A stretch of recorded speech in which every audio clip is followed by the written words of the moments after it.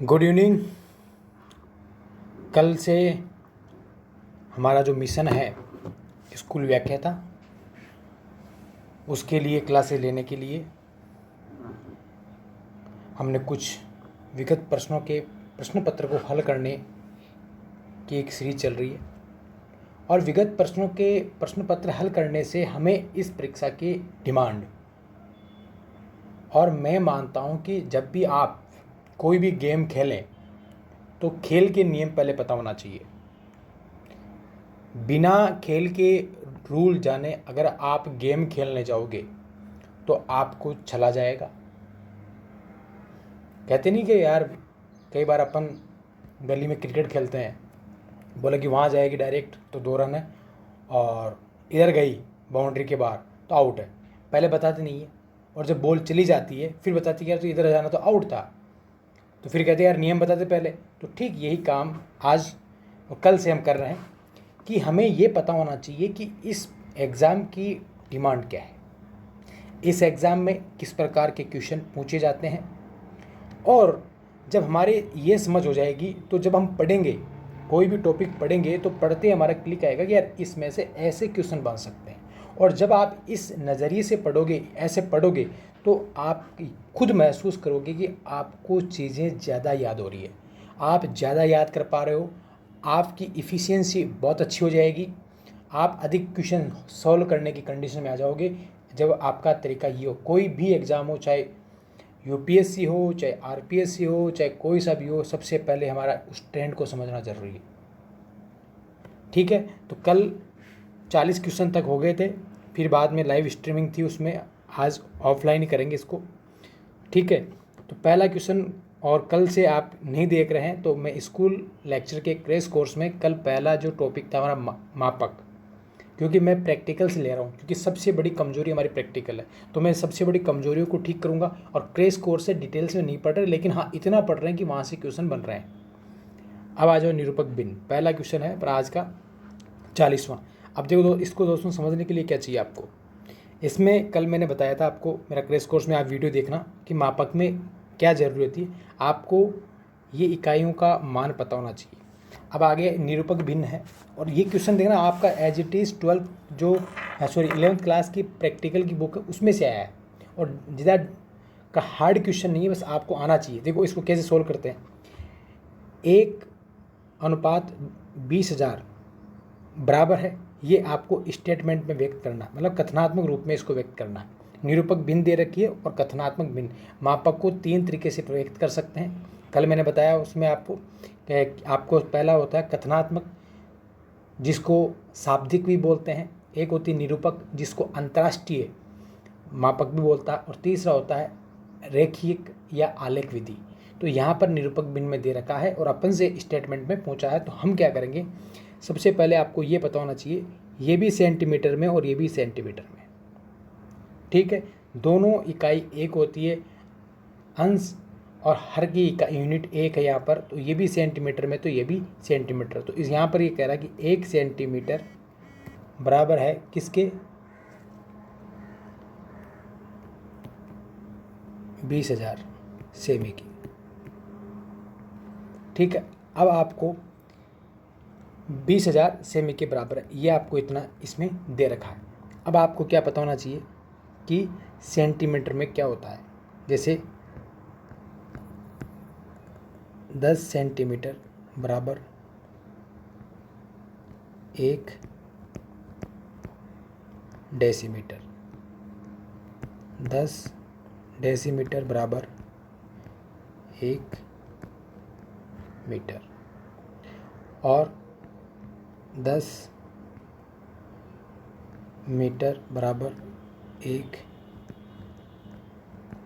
Decametre, 10 decametre बराबर 1 hectometre. ये हमें इसमें दे दिया है। ठीक है, अब पहला आप एनिमेट करोगे तो आपको पता है कि एक 100 सेंटीमीटर में क्या होता है, 100 सेंटीमीटर में 100 सेंटीमीटर का 1 मीटर होता है। तो 20 मीटर तो नहीं होंगे, क्योंकि यहाँ तो बात 2000 सेंटीमीटर की है, तो पहला तो आप ऐसे काट दोगे। फिर ये कह रहा है कि 2 डेकामीटर होगा क्या? 2 डेकामीटर का मतलब होता है कि डेकामीटर, यहाँ देखो डेकामीटर कहाँ है, ये डेकामीटर, डेकामीटर के सामने जाओ, और सेंटीमीटर कितने होंगे डेकामीटर में? तो आपको क्या करना है, जो आपको पूछा है उसके सामने आओ डेकामीटर, और सेंटीमीटर कहाँ है, यहाँ पर 1 2 3, तो मतलब 1000 सेमी का 1 डेकामीटर होता है। तो 2 डेकामीटर में क्या होगा, 2000 सेंटीमीटर, जबकि यहाँ पर क्या है 20,000, तो आप इसको भी काट दो, ये भी नहीं होगा। ठीक है, फिर आपके सामने दिया 2 हेक्टोमीटर, देखते हैं, देखिए ये हेक्टोमीटर है, इसके सामने जाओ इधर, और यहाँ से काउंट करो, देखिए यहाँ पर इधर वाली साइड में काउंट करो कि कितनी 0 सेंटीमीटर तक, 1 2 3 4, तो इसका मतलब ये हो गया कि 10,000 सेंटीमीटर का क्या होता है, 1 हेक्टामीटर होता है 10,000 सेंटीमीटर का। तो ये 20,000 सेंटीमीटर है, 20,000 में कितना हो जाएगा, 2 हेक्टोमीटर हो जाएगा। तो मतलब हमारा आंसर का क्या जाएगा कि 1 सेंटीमीटर बराबर 1 सेंटीमीटर बराबर 2 हेक्टामीटर। इस प्रकार से हम सोल्व करेंगे, बहुत ही ईजी क्वेश्चन है। बस आपको थोड़ा सा जो टेबल है वो याद होनी चाहिए, आप इसको आसानी से कर पाओगे और लोगों की तुलना में अधिक नंबर लाओगे। ये नहीं कि आप यहाँ ही जब आप क्लास में पढ़ाओगे तो बड़े सम्मान के साथ पढ़ाओगे, प्लांटेबल सर्वे में भी। ठीक है, कोई भी सर्वे हो उसमें आपको मापने की ज़रूरत तो पड़ती है, और भूगोल है तो भूगोल में मापनी तो आपको आनी ही चाहिए। इसका कोई तोड़ नहीं है, आपको सीखना ही पड़ेगा, वरना फिर बच्चों के सामने बेइज्जती होगी बार बार। 41वां क्वेश्चन देखिए, प्रैक्टिकल क्वेश्चन है। 41वां है, निम्न में से किस प्रक्षेप में भूमध्य रेखा को नहीं खींचा जाता? अब देखो भूमध्य रेखा की बात आ गई, तो भूमध्य रेखा वो कौन से है, तो ये प्रक्षेप आपको पढ़ने पड़ेंगे, और इसकी में आपकी हिस्ट्री चल रही है, मतलब आज तो नहीं कल, आज में मापक आएगा, कल से हम क्या इसको कर लेंगे प्रक्षेप को। तो इसका सही आंसर है नौमोनिक ध्रुवीय प्रक्षेप। मतलब हमें जो प्रक्षेप है उनका डायग्राम याद होना चाहिए, उनमें यह बताना चाहिए कि इसमें आती है, और इसमें आप क्राइटेरिया करोगे तो 3 प्रकार से बांट सकते हैं।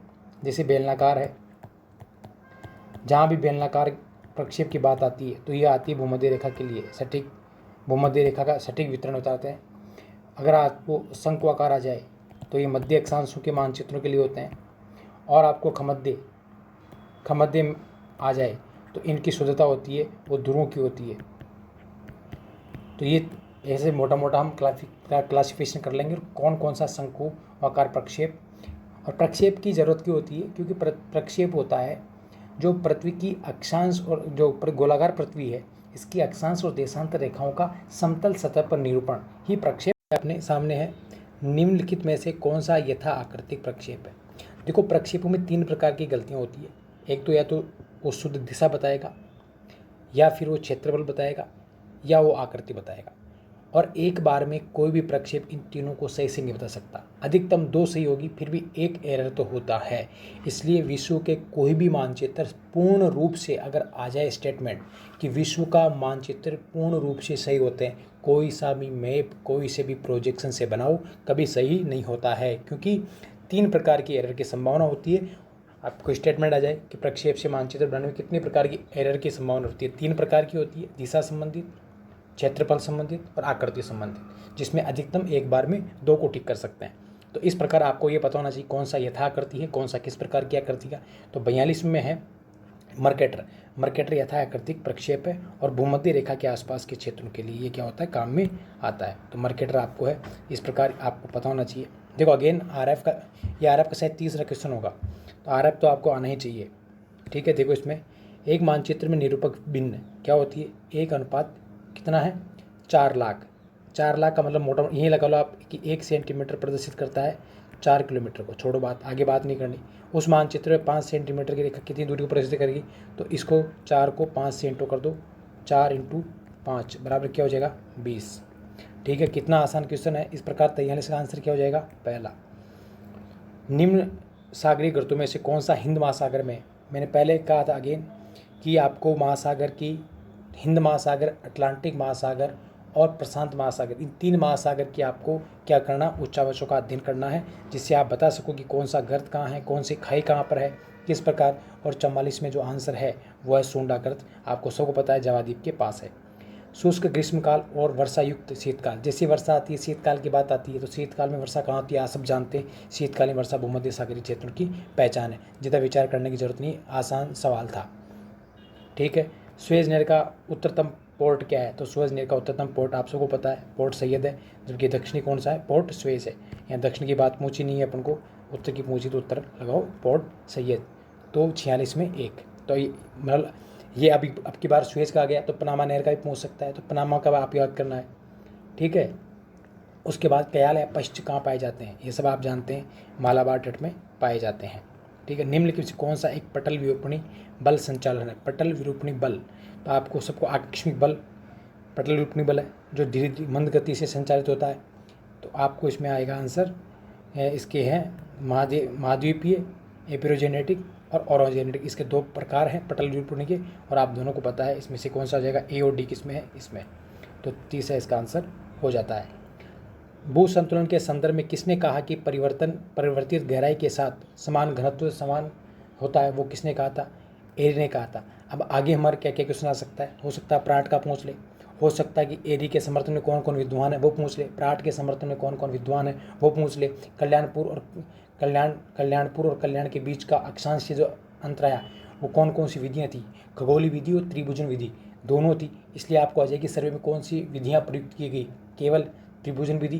तो आपको विधियाँ भी पता होना चाहिए। ठीक है, हो सकता है। तो ये बाहरी लेवल के में आ जाए।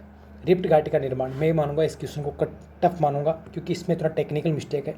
आपको सबको पता है कि रिफ्ट घाटी का जो निर्माण होता है वो संपीड़न बल के कारण होता है।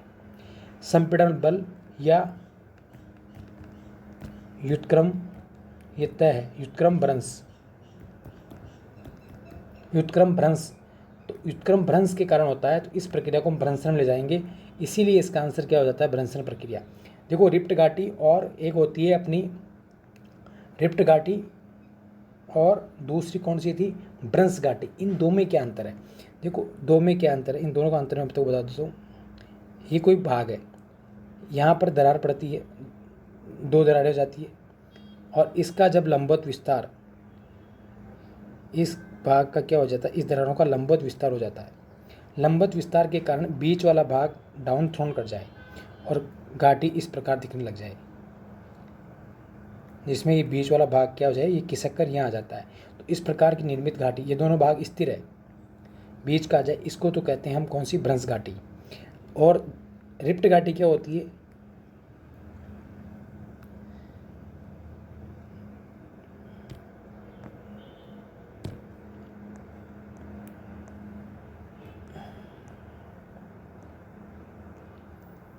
रिफ्ट घाटी में 2 दरारें हो गई, दरारों का लंबवत प्रसार हो जाता है, लेकिन आसपास वाले भाग संपीड़न बल के कारण, कौन सा बल बता रहा हूँ मैं, संपीड़न बल के कारण ऊपर चढ़ जाए और ये भाग स्थिर रहे, ऐसी घाटी क्या कहलाती है, रिफ्ट घाटी। जैसे ब्रह्मपुत्र नदी घाटी।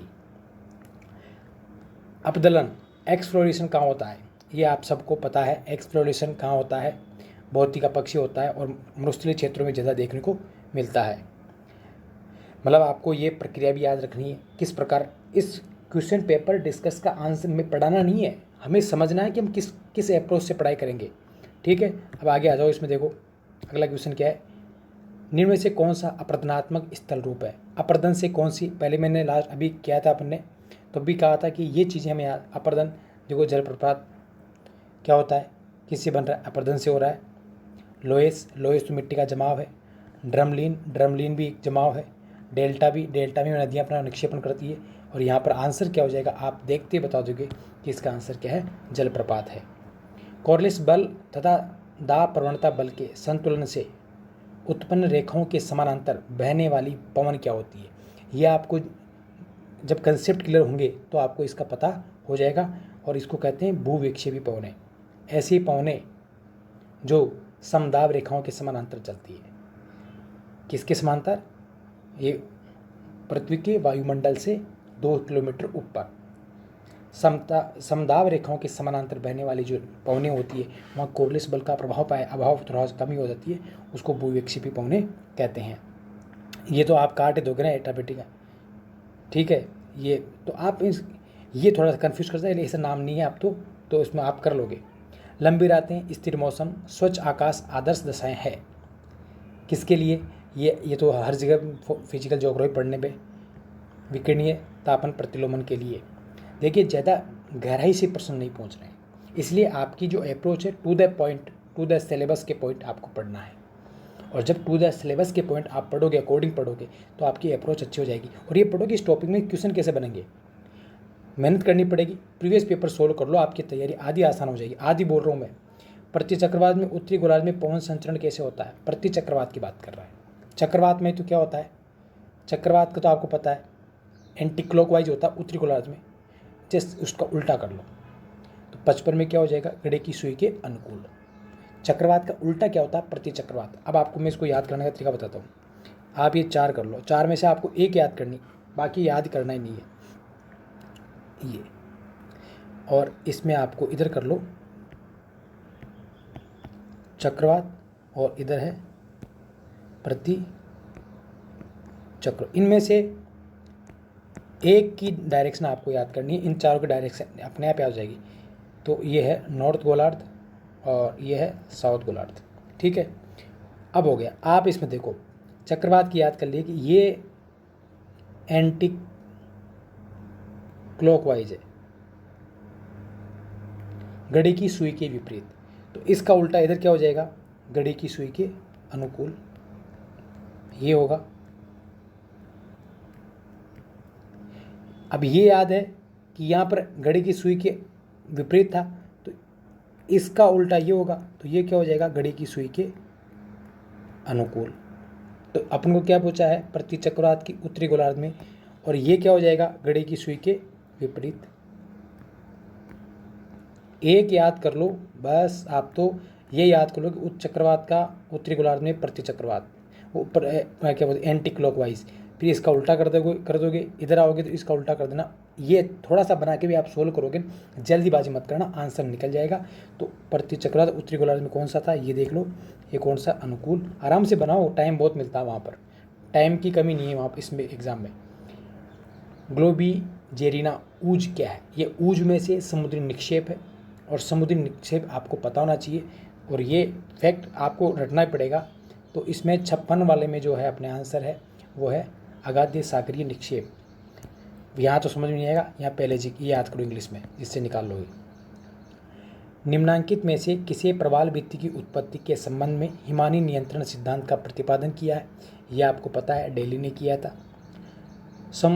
समुद्र समीर उत्पन्न होती है, समुद्र से समीर उत्पन्न होगी, किस किस बल के कारण होती है, ये बल आपको पता होना चाहिए। देखो स्थल और समुद्र में ऊष्मा अवशोषण, स्थानांतरण की दरें अलग अलग कारण होता है, ये तो मस्ट है ही, यही तो कारण है। इसी कारण तो क्या होता है, दिन में समुद्र समीर चलती है।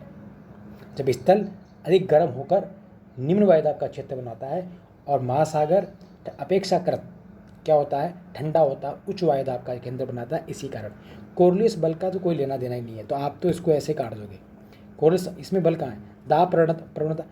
हवा चलने का मेन कारण ही दाब प्रवणता ही है। कोई सी हवा चले, चाहे समुद्र चले, समीर चले, कोई चले, मानसूनी चले, दाब प्रवणता तो हो गया होगा। तो इसका आंसर आपका क्या हो जाएगा, ए। 58 में हमारा आंसर आ गया ए। निम्न से संभववाद का समर्थक नहीं है। अब संभववाद का समर्थक ये तो है, ये भी है, ये भी है। हंटिंगटन, ये सब फ्रांसीसी है तो पता होगा ही। अब ये इसमें अमेरिकन है तो हंटिंगटन इसमें नहीं होगा। एस्किमो क्या है, एस्किमो प्रजाति। अब आपको ये प्रजातियाँ में कौन कौन सी है तो ये पता होना चाहिए। तो 60 में जो हमारा आंसर होगा वो है मंगोलॉइड। ये मंगोलॉइड है, ये आपको थोड़ा सा इसमें काकोसाइड अपन को कर सकता है। सिविलाइजेशन एंड क्लाइमेट पुस्तक की रचना किसने की, देखो कितना प्यारा क्वेश्चन है। हंटिंगटन ने, 2 क्वेश्चन हंटिंगटन के आगे कंटिन्यू। ऊनी और छल्लेदार बाल, गोल सिर, चौड़े चपटे नाक, थोड़े उभरे हुए जबड़े आदि लक्षण किस प्रजाति के हैं। तो प्रजातियों के लक्षण भी हमें याद होने चाहिए। और 62 में जो हमारा आंसर है वो है निग्रिटो लोगों की। इंडोनेशिया में के पिग्मी होते हैं। पिग्मी किस के होते हैं, अब पिग्मी आपको पता है, इंडोनेशिया में पिग्मी भूमध्य रेखा के आसपास के क्षेत्र इंडोनेशिया, तो पिग्मी निग्रोड प्रजाति के होते हैं, ये आपको होना चाहिए। जॉन क्यों स्टीवार्ट का प्रमोशनल मॉडल आधारित था, किस पर। अब मॉडल में भी याद होना चाहिए किस पर आधारित था? ये हमारा न्यूटन के गुरुत्वाकर्षण नियम पर आधारित था। ये फैक्ट है, इस पर कोई समझने वाली बात नहीं। तो आपको याद करना कि ये मॉडल किस पे, जो भी मॉडल दिया उसको बेस क्या बनाया वो भी याद होना जरूरी है। राजस्थान में निम्नलिखित जिलों में से कौन सा प्रमुख सोयाबीन उत्पादक है? सोयाबीन तो आपको पता है हरदोती वाले बेल्ट में होगा, तो इसमें से आपको, बाकी ये सारे जिले अलग साइड के हैं, तो हरदोती वाले बेल्ट में आप आ जाओगे। समुद्र का स्थल की ओर बढ़ना एक उदाहरण है। समुद्र क्या हो रहा है? स्थल की ओर बढ़ रहा है, तो ये किसका उदाहरण है? धनात्मक संचरण, पॉजिटिव संचरण है, ठीक है, या नेगेटिव संचरण है? तो आपको इसका पता होना चाहिए। तो हमारा जो आंसर होगा किसमें, 66 में, इसका हो जाएगा पॉजिटिव। समुद्र का स्थल की ओर बढ़ना, ये पॉजिटिव है, ठीक है। इसमें क्या हो रहा है? नवीन मोड़दार पर्वत बनते हैं। नवीन मोड़दार पर्वत, जितने भी मोड़दार पर्वत बने ये कहाँ बने? अभिसारी प्लेटों के किनारे बने, ठीक है। तो इसमें कोई सोचने वाली बात नहीं। अभिसारी प्लेटों के, चाहे हिमालय हो, जैसे यूरेशिया और कौन सी इंडो ऑस्ट्रेलियन प्लेट की अभिसरण से बना है।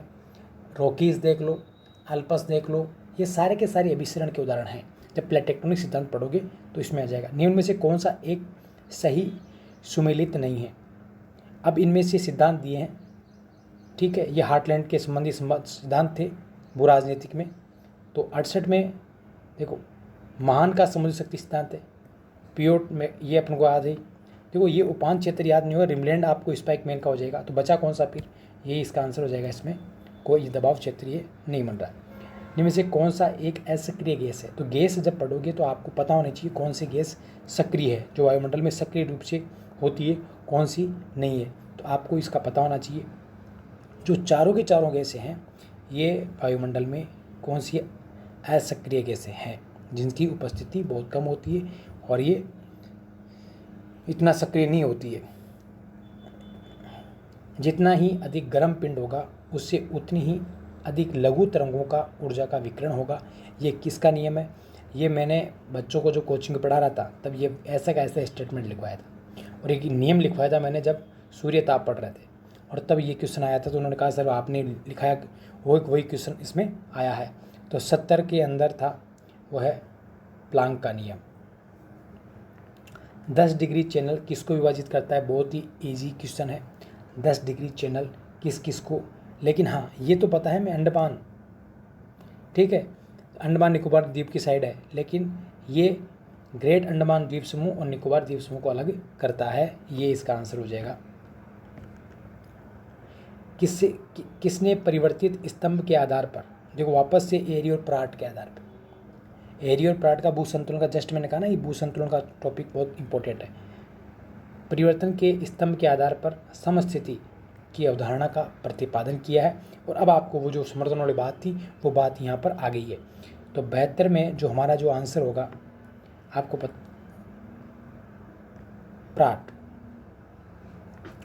प्राट ने ही दिया है। ये सारे के सारे इसके समर्थक हो सकते। तो प्राट का था, तो इसमें 72 में क्या हो जाएगा हमारा, वहाँ एरी का पूछ लिया, यहाँ पर प्राट का पूछ लिया, तो 72 में हमारा आंसर क्या हो गया?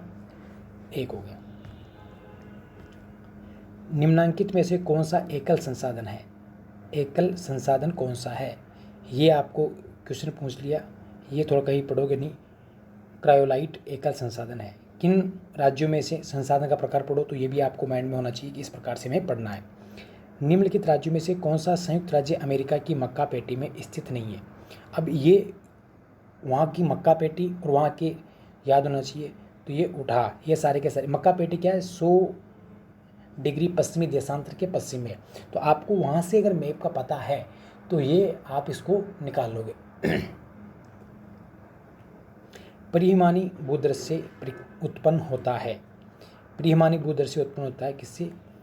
अनाच्छादन से। ब्राज़ील में स्थानांतरित कृषि को क्या कहते हैं? सब के सब जानते हो। ब्राज़ील तो क्या करता है?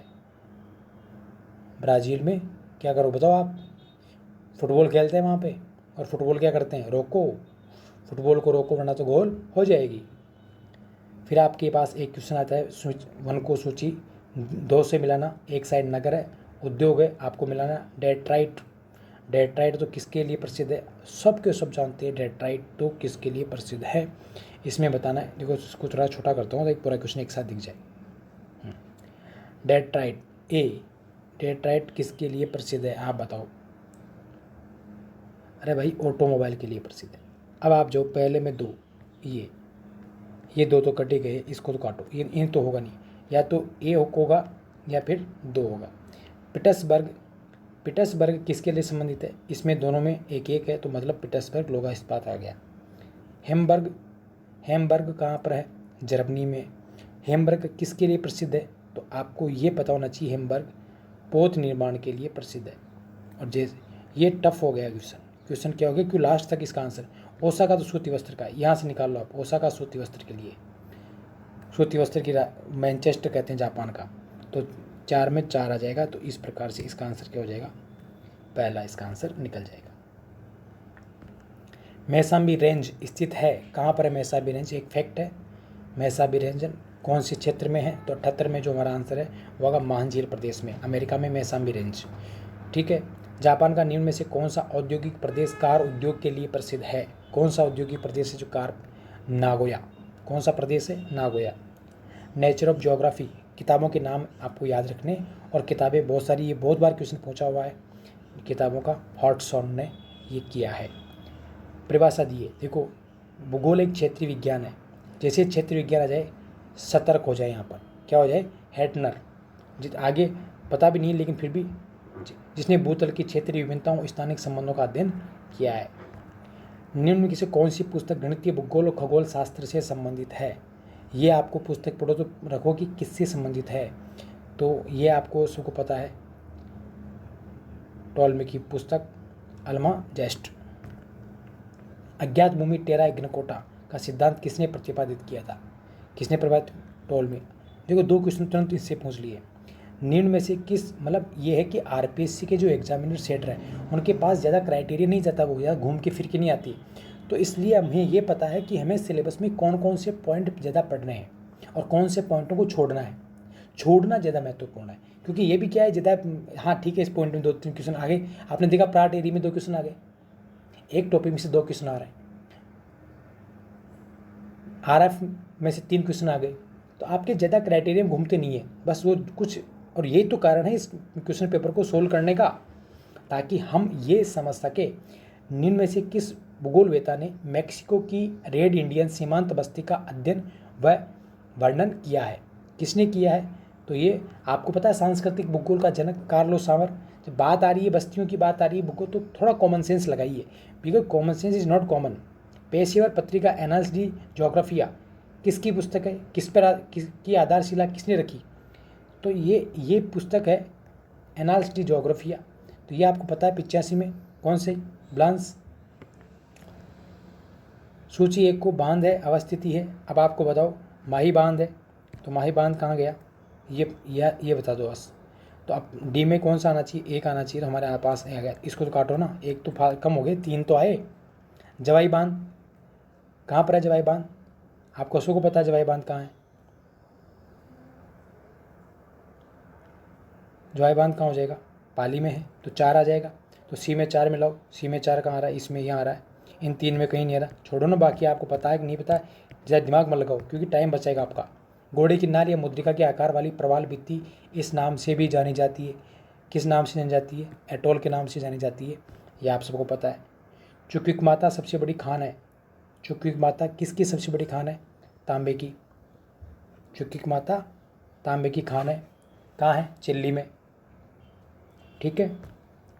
चिहुआहुआ कहाँ पर है, चांदी की है, मैक्सिको में।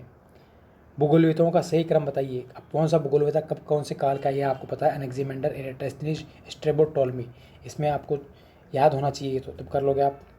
कायड मोकमा या सिंदेरिया कला पूर्व में विपुल भंडार है। अब ये 2 गांव चर्चा में रहे थे और इसीलिए क्वेश्चन बना है यहाँ पर, और ये क्वेश्चन आपका कौन सा है, 90 क्वेश्चन का आंसर क्या है, यह है सीसा और जस्ता के लिए प्रसिद्ध है। किस भूगोलवेता ने सर्वप्रथम विश्व की स्थल भूमि को 3 महाद्वीपों में विभाजित किया था, किस भूगोलवेता ने किया था, यह आपको पता है, हेरोडोटस ने किया था, इतिहास का पिता भी इनको कहते हैं। सूची 1 को उद्योग है, अवस्थिति है, ठीक है, यह आपको पता होना चाहिए। और ये पता तो कई बार कहता नहीं भी होता है, लेकिन फिर भी आपको इस अप्रोच से पढ़ना है आगे, क्योंकि हमें तो लेक्चरर बनना है। लेकिन लेक्चरर हो या कुछ भी हो, स्कूलों में सब मास्टर होता है। जब आप एक बार लेक्चरर बन जाओगे, वो तो संतुष्टि के लिए कहते हैं भाई एक बार लेक्चरर बन जाओ फिर मैं खुश हूँ। ज़िंदगी में हम खुश कभी नहीं रह सकते। वहाँ जाओगे स्कूलों में सारे 3rd grade 2nd grade principal सब के सब बराबर है, सबकी एक जैसी स्थिति है, बस सैलरी में फ़र्क है। तो 92 है, 92 में जो आपका आंसर है ये पहला हो जाएगा, जिसमें आपका नेशनल इंजीनियरिंग कंपनी है वो जयपुर में है, ये सबको पता है। वेस्टेड स्पिनिंग मिल्स ये कहाँ पर है? लाडून में। श्री राम सीमेंट ये कहाँ है? श्री राम सीमेंट कोटा में, और ये है रायला भिलवाड़ा। भारत की जनगणना 2011 के अनुसार राजस्थान में ग्रामीण और शहरी जनसंख्या का प्रतिशत अनुपात कितना है, प्रतिशत कितनी है, ये आपका इंडिया का भी होना चाहिए पता और यहाँ का भी पता, और इसी अप्रोच से आपको आगे पढ़ना है, ठीक है। तो इसका आंसर है बी। राज्य की जैव संकल्पना लेबेंसरम का प्रतिपादन किसने किया था? लेबेंसरम का प्रतिपादन किसने किया था? रेडजेल ने किया था। निम्न में से कौन सा समूह उनके औसत वार्षिक वर्षा के अनुसार अवरोही क्रम में अवस्थित है? अवरोही, देखो इसमें कई बार होता है, एक तो होता आरोही, आरोही तो मैं तो इसको याद करता हूँ पर्वतारोही, आरोही पर्वतारोही। पर्वतारोही क्या करता है? नीचे से ऊपर की ओर जाता है, कम से ज़्यादा की ओर। यह पूछा अवरोही मतलब ज़्यादा से कम की ओर। इस प्रकार से इसका आंसर निकालो, और इसका आंसर क्या हो जाएगा? 95 बूंदी, और ये वर्षा का अवरोही। आपको गंगानगर आ गया, बहुत दूर गया, तो ये वर्षा का औसत आपको इसमें निकल जाएगा। पल्स ऑफ एशिया के लेखक कौन है? पल्स ऑफ एशिया के लेखक कौन है आप बताओ। देखो हंटिंगटन में से 3 क्वेश्चन बन गए, हंटिंगटन में से। तो इसलिए आरपीएससी के एग्जामिनेटर ज़्यादा क्राइटेरिया में नहीं घूमते हैं, उनका पर्टिकुलर क्राइटेरिया है। जो नेट एग्ज़ाम निकालना बहुत आसान होता है, नेट में सारा सिलेबस कोई नहीं पढ़ के जाता है, लेकिन फिर भी नेट जेआरएफ होती है। इसी प्रकार हमें भी यहाँ पर किस पार्ट पर ज़्यादा जोर देना है। जैसे आप मान लो कोई क्रिकेट टीम है आपकी, और आपको पता है कि आप जहाँ खेलने जा रहे हैं, आप जिस देश के खिलाफ खेलोगे और फाइनल है वर्ल्ड कप का, और आपके पास 4 या 5 दिन आपको दे दिया प्रैक्टिस के लिए, और आप या तो उस टीम का अध्ययन करोगे या ऐसे प्रैक्टिस करोगे तो आप ऑफ साइड बॉल की प्रैक्टिस करोगे, आप बाउंसर बॉल की प्रैक्टिस करोगे, आप यॉर्कर की प्रैक्टिस करोगे, आप लेग साइड में जो बॉल डालती उसकी प्रैक्टिस करोगे। और जब आपको पता लगा तो कितनी मेहनत कर रहे हो आप, और जब आपको पता है कि अगली वाली टीम सिर्फ यॉर्कर डालती है, तो आप फिर बाउंसर की, ऑफ साइड की या लेग की, इन पे ज़्यादा काम नहीं करोगे, आप ज़्यादा यॉर्कर पे काम करोगे कि इसके पर्टिकुलर बॉलर यॉर्कर ज़्यादा डालते हैं। हो सकता है 1-2 बाउंसर आ जाएगी, तो बाउंसर वैसे खेल लेंगे ना अनुभव के आधार पे, लेकिन ज़्यादा प्रैक्टिस आपको क्या करनी है? यॉर्कर की करनी है। इसी प्रकार आप जब एग्ज़ाम देने जा रहे हो तो आपको पता है कि एग्ज़ाम लेने वाला कहाँ से क्वेश्चन बनाता है, और जब ये पता हो जाएगा तो फिर आप उसी की प्रैक्टिस करो ना। इसीलिए कभी भी आप कोई भी एग्ज़ाम होता है तो उसमें कहते हैं मैंने प्रीवियस ईयर के क्वेश्चन पेपरों का एनालिसिस किया और जाना, और फिर हमने पाया, और फिर हमने उसी अकॉर्डिंग तैयारी की, और हमें मिली सफलता बहुत कम मेहनत में। कई लोग एक बार में स्कूल लेक्चर बन जाते हैं, कई बार पहले अटेम्प्ट में देते हैं। मेरा खुद पहले अटेम्प्ट में हुआ था, बीएड हुई तुरंत पहला अटेम्प्ट था उसमें स्कूल लेक्चर में, तो इसलिए कोई बड़ी बात नहीं है इसमें। निम्नलिखित में से किसने सांस्कृतिक भूदृश्य की संकल्पना दी है? कार्लोस सावर। देख लो दूसरा क्वेश्चन कार्लोस सावर का, कार्लोस सावर में 2 क्वेश्चन आ गए। तो ये पश्चिमी विक्षोभ के संदर्भ में कौन सा? ठीक है, ये पश्चिमी विक्षोभ में दूसरा क्वेश्चन है, क्योंकि पहले इसी जलवायु संबंधित एक जलवायु क्वेश्चन पहुँच चुका है। तो 98 क्वेश्चन है, उसमें कौन सा है? नंबर 3। ये कभी भी अवशिष्ट अवस्था में नहीं पहुँचते हैं भारत में। ये आपको देखो भूमध्य सागर में उत्पन्न होते हैं, सही है। इनकी नमी की मात्रा कैस्पियन सागर फारस की खाड़ी में आते आते बढ़ जाती है, बिल्कुल ठीक है। इन विक्षोभों का भारत में लाने में जेट स्ट्रीम का महत्वपूर्ण योगदान होता है, क्योंकि जेट स्ट्रीम पश्चिम से पूर्व की ओर बहती है, इसी अक्षांशों के बीच बहती है। ढाल प्रतिस्थापन सिद्धांत का प्रतिपादन किसने किया? ढाल प्रतिस्थापन का मतलब जब भी कटिंग नदी क्या करती है? इरोजन करती है। इसमें नदी बह रही है तो ये क्या करती है? अगली बार में ये क्या करेगी? ढाल ऐसे रहेगा, ढाल का धीरे धीरे प्रतिस्थापन करती जाएगी, हटाती जाएगी पीछे की ओर। तो ये किसने कहा था? देखो, एक डेविस और पेंक, डेविस और पेंक। तो आपको इसमें पता होना चाहिए कि होगा दो में से, इन दो में से ढाल है ना। तो इसमें क्या है, ढाल का प्रतिस्थापन की बात आती है, तो प्रतिस्थापन आप सबको पता है ये और हम करेंगे क्रैश कोर्स में जब इसको अच्छे से समझेंगे। वेबर के न्यूनतम लागत सिद्धांत में निम्नलिखित में से किन कारकों पर ध्यान रखा गया है? परिवहन लागत किस किस पे? तो आपका ये बहुत ऐसे क्वेश्चन आजकल आने लग गए हैं। स्टेटमेंट दे दिए 4 और आपको इसमें से बताओ। तो वेबर का सिद्धांत है, देखो सबसे पहले कच्चा माल इसने माना है, पूंजी की कहीं बात नहीं की। इसको काटो तो बी काट दोगे, बी काटते आपका आंसर अपने आप निकल गया, पहला आंसर। आपको पता है कि नहीं है, छोड़ो ना, आप पूंजी की बात ही नहीं कर रहा है। ठीक है, तो आज राजस्थान में बंजर भूमि विकास कार्यक्रम क्रियान्वित किया जा रहा है। किसके द्वारा किया जा रहा है? ग्रामीण विकास एवं पंचायती राज विभाग के द्वारा किया जा रहा है। 2011 की जनगणना के अनुसार निम्नलिखित जिलों में से किसी नगरीय जनसंख्या का अनुपात अधिकतम है, जहां नगरीय जनसंख्या सर्वाधिक है, वो है धौलपुर। तो आपको इस प्रकार जब जनसंख्या पढ़ो तो ये अप्रोच आपको पता नहीं। बाल संघ का उदाहरण कौन सा है? बाल संघ का उदाहरण सांबर झील है। नाथरा की पाल स्थित कहाँ है? देखो ये सारे के सारे फैक्ट है, इसमें कोई नहीं है। उदयपुर में है। काला गुमान क्षेत्र किसके लिए प्रसिद्ध है? तो काला गुमान किसके लिए प्रसिद्ध है? पन्ना के लिए प्रसिद्ध है। Chambal fertiliser and chemical limited Rajasthan किस जिले में स्थित है? तो आपकी कौन सी इंडस्ट्री या लिमिटेड है वो कहाँ पर स्थित है? तो आपको ये भी पता होना चाहिए, ये बूंदी में स्थित है, चंबल वाले क्षेत्र में जाएगी। 2011 की जनगणना के अनुसार निम्नांकित जिलों में से किसमें जनसंख्या घनत्व अधिकतम पाया गया है? अब जनसंख्या घनत्व इन जिलों में से, वैसे जनसंख्या घनत्व तो जयपुर का ज़्यादा है, लेकिन इन जिलों में से बताओ आप कहाँ पाया गया है? तो अब देखो टफ क्वेश्चन तो मानूंगा इसको, नागौर में। ठीक है, खड़ीन है। खड़ीन क्या है? जल संरक्षण की एक तकनीक है, सब जानते हो आप, बच्चा बच्चा जानता है। पुराणों का भूगोल किसमें? सलीम अली। बहुत बार नेट में भी ये क्वेश्चन बहुत बार आया हुआ है। नगर नियोजन की बोरोक प्रणाली संबंधित है, नगर निगम की बोरोक प्रणाली। अब ये जो आपके एंशियन मेडाइवल और जो मॉडर्न नगर हैं उनमें से क्वेश्चन पूछ दिया, और वो बोरोक प्रणाली इसके बारे में क्वेश्चन पूछ दिया। तो 110 में क्या है? पुनर्जागरण काल से, रेनेसिस पीरियड से। व्यक्तिगत भिन्नता के कारण क्या है? व्यक्तिगत भिन्नता क्यों होती है? तो पर्यावरण और वंशानुगत दोनों प्रभावों से होती है व्यक्तिगत भिन्नता, ये आप जानते। एक शिक्षक के लिए सबसे बड़ी चुनौती का कार्य कौन सा है? तो ये साइकोलॉजी का पार्ट आ गया है। ठीक है, ये साइकोलॉजी हमारा विषय का क्षेत्र नहीं है। साइकोलॉजी के ये आपके 30 क्वेश्चन साइकोलॉजी के जाएंगे। इसमें लर्निंग का जेन पियाजा और साइकोलॉजी बहुत इंपॉर्टेंट है, आपके 60 नंबर का मैटर है, इसको मत छोड़ना आप। हाँ, वापस से यहाँ पर आ गई अपनी ज्योग्राफी। मोरोविशिक अशांति, पृथ्वी की आंतरिक संरचना में मोरोविशिक, मोरो है क्रस्ट और मेंटल को अलग करता है, तो लेकिन यहाँ क्रस्ट और मेंटल कहीं नहीं दे रखा, तो निचला क्रस्ट ऊपरी मेंटल है क्या कहीं? तो इस प्रकार हमें ये अप्रोच रखने की कई बार नहीं दिया होता है, तो निचली भू प्रॉपर्टी दे दिया, क्रस्ट को क्या कर दिया यहाँ पर, क्रस्ट यानी ऊपरी मेंटल को दे दिया। भूकंप के अवकेंद्र को किस नाम से जाना जाता है? देखो अवकेंद्र, एक हाइपोसेंटर, एक अधिकेंद्र, तो इनकी इंग्लिश याद करना आप, ठीक है, तो ही आपको इसको समझ पाओगे। मतलब अवकेंद्र मतलब उद्गम, फोकस केंद्र। ठीक है, अधिकेंद्र होता है एपी सेंटर, जो ऊपर होता है धरातल पे। सूची 1 को सूची वेग से, ये ज्वालामुखियों के नाम है, कौन सी ज्वालामुखी कहाँ पर है? तो आप इसमें देखो कोटोपेक्सी, कोटोपेक्सी कहाँ पर है? अब इसमें देखो कोटोपेक्सी तो कहीं इक्वेडोर दे दिया इधर, तो इसमें क्या हो गया? सी में 2, सी में 2।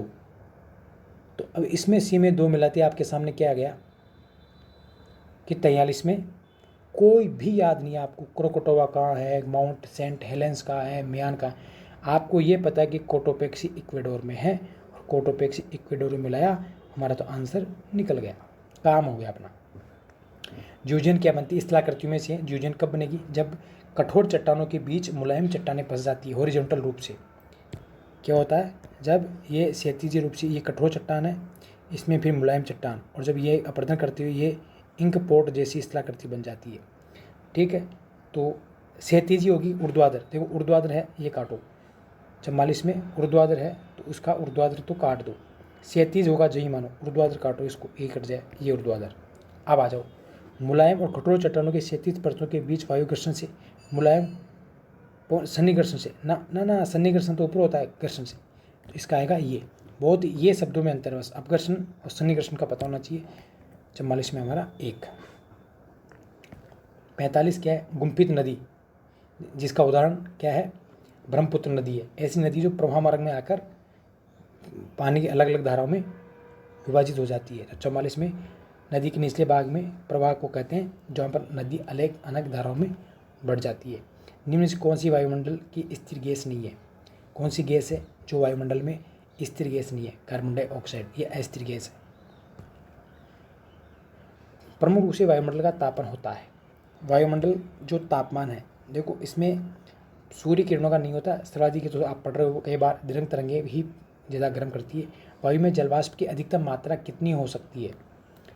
अधिकतम मात्रा कितनी हो सकती है? 5 हो सकती है। वायु के क्षैतिज संचरण के कारण ऊष्मा के स्थानांतरण कहते हैं। ये ही था मेरी कोचिंग का नाम लास्ट टाइम, अभिवहन। और इस कोचिंग के नाम पर ये क्वेश्चन आ गया। तो मैंने जब कहा था कि आप तो कुछ भी नहीं पढ़ के, मेरी कोचिंग का नाम भी अगर याद होता कि मैंने अभिवहन क्यों नाम रखा था। देखो इसमें हिंदी का नाम अलग है और इसमें अभिवहन एक वायु संचरण में, इसलिए अभिवहन ये था। और अंत बला, जब ना कोचिंग के नाम से अंत बला, तो सब बला अच्छे बच्चे खुश हो गए थे एग्ज़ाम देके। और गोयट क्या है आपको पता है, एक पहाड़ी है जो महासागरों में होती है, समुद्री शिखर के रूप में होती है। 50 में 4। इस प्रकार हमने ये 2018 के पेपर का एनालिसिस किया और पाया कि ज़्यादा टॉपिक्स जो हमारे हैं वो लिमिटेड क्षेत्र में आए और एक एक क्षेत्र में 2-2, 3-3 क्वेश्चन भी बने, जैसे कार्लो सावर है, हंटिंगटन है, भूसन्नतियाँ है, RF है, ठीक है। और इसके बाद में हमारी स्थलाकृतियाँ हैं, चक्रवात है। तो इन चीज़ों को आपको ध्यान में रखकर आपकी पढ़ाई करनी चाहिए। मुझे पूरी उम्मीद है कि आप पेपर एनालिसिस करोगे, उसके बाद तैयारी करोगे। फिर कह रहा हूँ, किसी भी खेल को खेलने से पहले उसके नियम पता करो, जाकर खेलने में टाइम वेस्ट करोगे, इसलिए पढ़ो, ठीक है। Thank you. बाकी इसी प्रकार अब हम 2015 का क्वेश्चन पेपर लाएंगे और 13 का भी लाएंगे। और क्रैश कोर्स की सीरीज चल रही है। आज मैप का और पढ़ाएंगे, मापक का, क्योंकि मापक बहुत इंपॉर्टेंट है प्रैक्टिकल के अंदर।